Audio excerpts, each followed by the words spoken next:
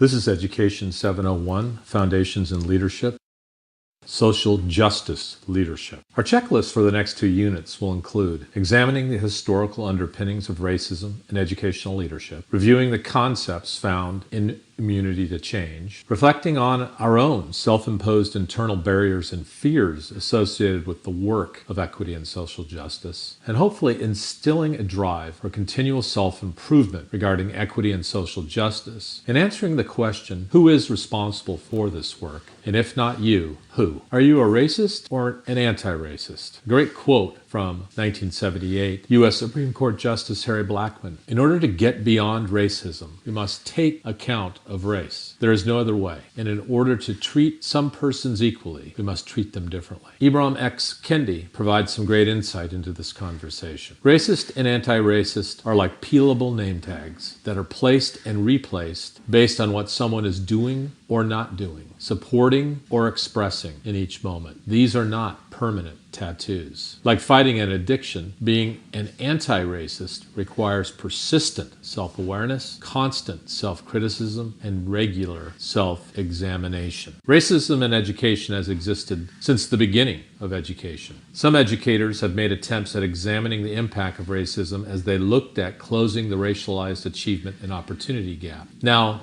more commonly known and reframed as the education debt. The research resulted in years of major policy initiative: Elementary and Secondary Education Act, the Civil Rights Act, No Child Left Behind, Individuals with Disabilities Education Act, and the list goes on and on and on. Billions of tax dollars have been spent to support these policies. Yet the focus has remained on instructional, transformational, and transactional leadership models to address this historic achievement opportunity gaps and to address the cultural needs of our students. Yet these have not worked and probably will not work by simply just doing more of the same thing. The answers to these persistent problems have remained unknown because predominantly white school administrators cannot articulate meaningful discourse around diversity, let alone about equity and social justice. School rules are those that reflect white middle-class rules of interaction. As a result,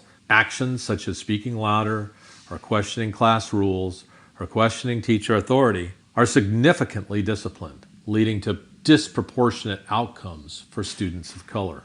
Disparities in disciplinary referrals, suspensions, and expulsions are a direct indication that school cultures are hostile toward minoritized students, which leads to student disengagement. Student disengagement in school often results in students not attending school, with frequent suspensions for not attending schools. And frequent suspensions always lead to a loss of instruction and learning. This is education in the 21st century, racism at its best. Policies that require school leaders to address academic and discipline disparities have not worked because here we are still talking about a problem that has existed for generations. Racist ideas have defined our society since its beginning and can feel so natural and obvious, but anti-racist ideas remain difficult to comprehend, in part because they go against the flow of society's history. Well, how did we get here? Historical indifference and ignorance of issues concerning social justice by the practitioners of education. Early history of educational leaders is filled with ideas such as standardization,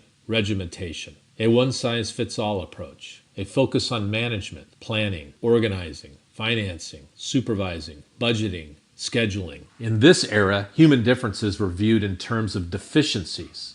If you spoke a language other than English, that was a deficit to be remedied. If you spoke out in class, that was a deficit to be remedied. If you learned in a different way other than sitting still and listening to the teacher, that was a deficit. 50 years ago, leadership evolved in response to social movements. The leader's role changed.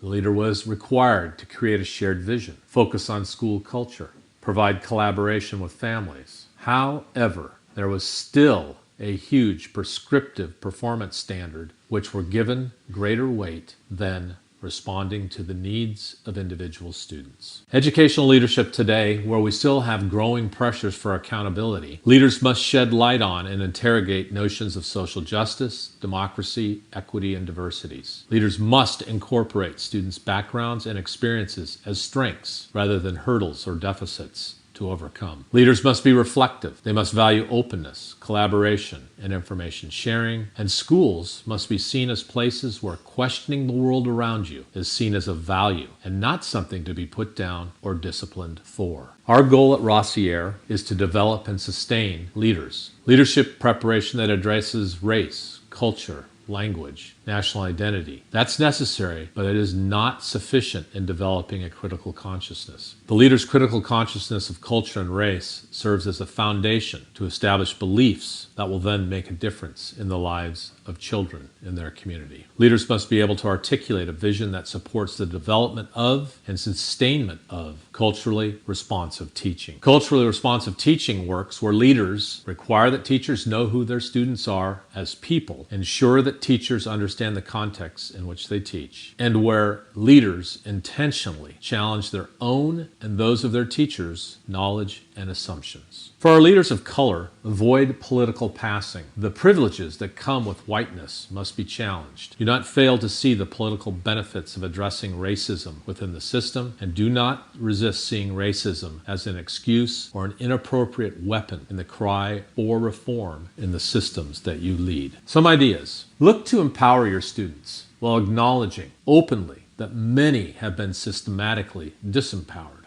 Your addressing injustice is predicated on accepting first that injustices do exist. Remember, you learn to change minds of those you work with by first learning how to change your own mind.